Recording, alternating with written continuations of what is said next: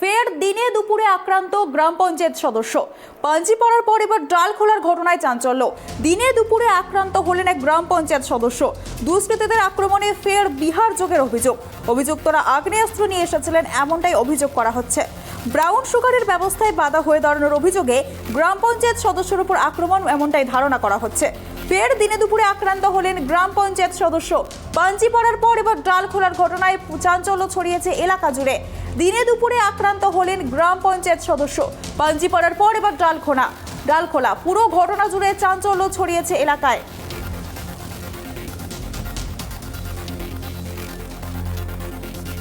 দিনে দুপুরে আক্রান্ত হলেন গ্রাম পঞ্চায়েত সদস্য। পাঞ্জিপাড়ার পর ডালখোলার ঘটনায় চাঞ্চল্য গোটা এলাকা জুড়ে।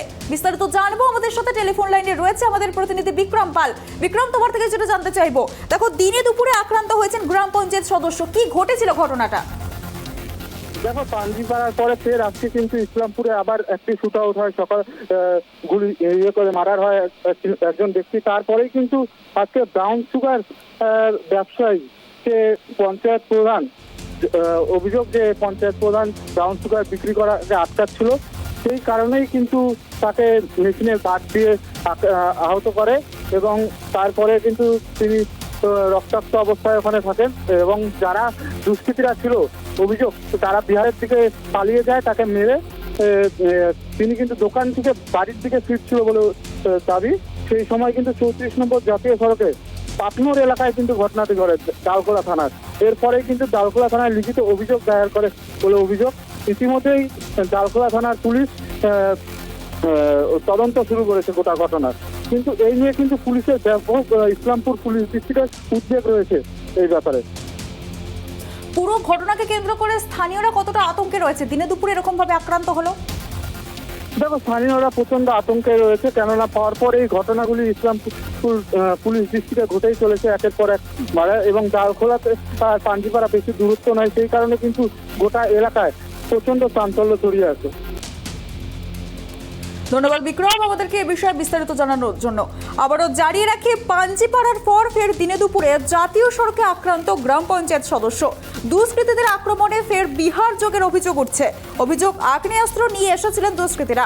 ব্রাউন সুগারের ব্যবসায় বাধা হয়ে দাঁড়ানোর অভিযোগে গ্রাম পঞ্চায়েত সদস্যের উপর আক্রমণ করা হয় এমনটাই ধারণা।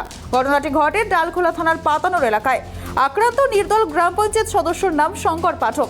আক্রান্তকে রায়গঞ্জ মেডিকেল কলেজ হাসপাতালে ভর্তি করা হয়েছে।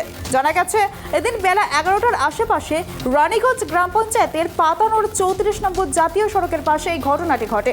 ঘটনাকে ঘিরে চাঞ্চল্য ছড়িয়েছে পুরো এলাকা জুড়ে। আমি আমার দোকানে গেছিলাম, দোকান থেকে আমি গাড়ি স্টার্ট করতে আসলাম। দোকান থেকে যে দেখা করে গাড়িতে বসলাম স্টার্ট করতে, দেখছি 2-3 জন ছেলে আসলো ব্যাগ নিয়ে, আমার ব্যাগ আমার গাড়ির সামনে ফেলে দিল। ওখানে সিসি ক্যামেরাও আছে, পুরো ফুটেজটা পাবেন। দিয়ে আমাকে নামালো, বলে নামো, সেদিন ঝামেলা করেছো। আর ঝামেলা করে বাস আরও 10-12 জন আসলো, দিয়ে বাটাম হাঁসুয়া আমি দৌড়ায় ঢুকলাম একজনের অফিসে। ওখানে আর দোকান টোকান সব সেটার ফেটার সব ভেঙে দিল, কাঁচের ছিল, ভেঙে টেঙে আর্মস দিয়ে আমার মাথায় মেরেছে। গুলি করতে যাচ্ছিলো কিন্তু মিক্স হয়ে গেল, আর ফায়ারিং হলো না। ওটা দিয়ে মারলো আমার মাথায়, পায়ে মেরে পা ভেঙে দিয়েছে, হাত ভেঙে দিয়েছে এগুলো। তাহলে মানে কেন মারলো কি মনে হচ্ছে আপনার? মানে ও করছে অ্যাকচুয়ালি ব্রাউন সুগারের ব্যবসা। ও কিছুদিন আগে ধরা পড়েছিল, যার নাম হচ্ছে কালাম। দক্ষিণ পাতনুর বাড়ি।